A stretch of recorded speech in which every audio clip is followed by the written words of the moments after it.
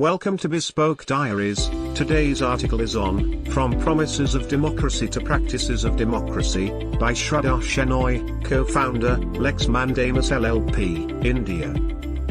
The discipline, curation mechanisms and method adopted by the Indian drafters to craft their glorious product hold lessons for contemporary lawmakers and politicians. Concurrence and prudence have been indispensable while forming this enduring instrument. On November 26, 1949, the Constituent Assembly of India adopted our Constitution. Hence, every year we celebrate this day as Constitution Day. It is also popularly celebrated as Law Day. India's Constitution has now lived through for decades. While we celebrate this day, it may be pertinent for us to recall the solemn resolve outlined in the preamble of our Constitution. We the people, which signifies that power rests in the hands of the people. It is our Constitution after all.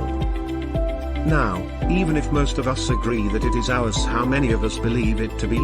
We often overlook the power of the fact that the Constitution is of nobody in particular and yet belongs to each one of us. It gives each and every individual the right to call it my Constitution.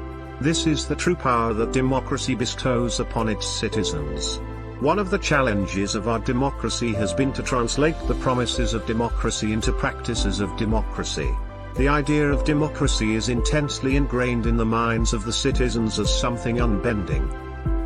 And that is how it is supposed to be, but we also need to absorb and analyze the deeper layers of it and let the essence sink into ourselves in its true sense. I often wonder, have we limited ourselves to just being an electoral democracy? What are we doing to make it a more unrivaled democracy aside from the population spike? Time has shown that for citizens of this country, the essence of democracy has been justice and welfare. The question is, what is the active role that we are playing as citizens to promote justice and welfare? Is this a duty to be taken upon just by the lawmakers and policymakers or each and every? The preamble also delineates the ideals of a sovereign, socialist, secular, democratic republic. India declared itself a sovereign nation with the adoption of the Constitution. Most experts are arguing about the fact that in the light of globalization, the term requires to be reassessed. Although I believe that globalization and digital revolution has only redefined the term and evolved it for good. We have come to a point where we get to be self-reliant while having a larger scope and endless boundaries for development and fast-pace the execution of our vision of and make the best of the next 25 years, which is our. Without globalization, the citizens and the architects of the development of any nation become prisoners without any exposure to external ideas and beliefs. Globalization has given us the potentiality to draw out strength and pride from our inventiveness, vision and innovation, be self-reliant, preserve our uniqueness and yet expand the horizons and prism of our growth.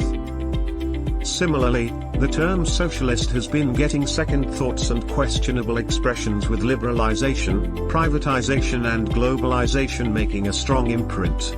Socialism has been a left-wing economic philosophy directed towards social ownership. Taking into consideration its scope, it is increasingly becoming relevant with time and all the more evident after the pandemic that the scope of a state is not limited to being a facilitator, but a provider. A noteworthy number of citizens depend on the state for some of the most basic needs.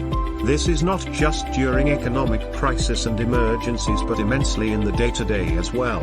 All in all, this showcases how the term is a strong pillar of our political architecture.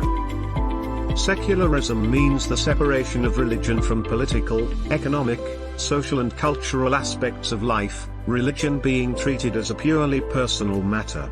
One of the post-independence India's defining characteristics is that the nation has managed to sustain democratic governance in the face of striking ethnic, linguistic, and religious diversity.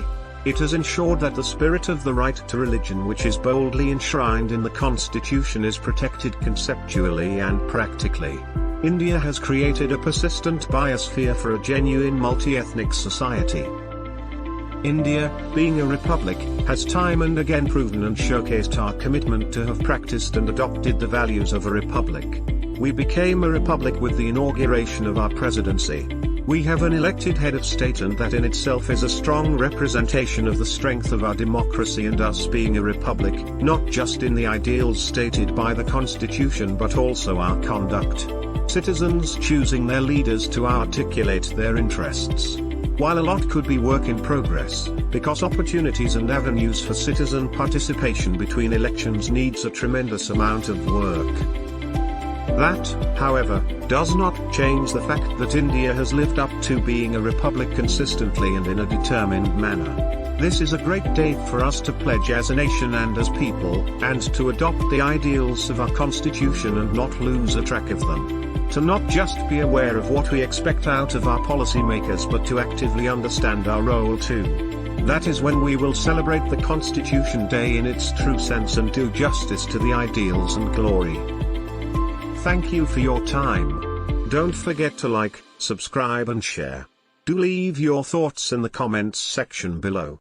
For similar type of article, please reach us at contact@thebespokediaries.com, or you can visit our website www.thebespokediaries.com.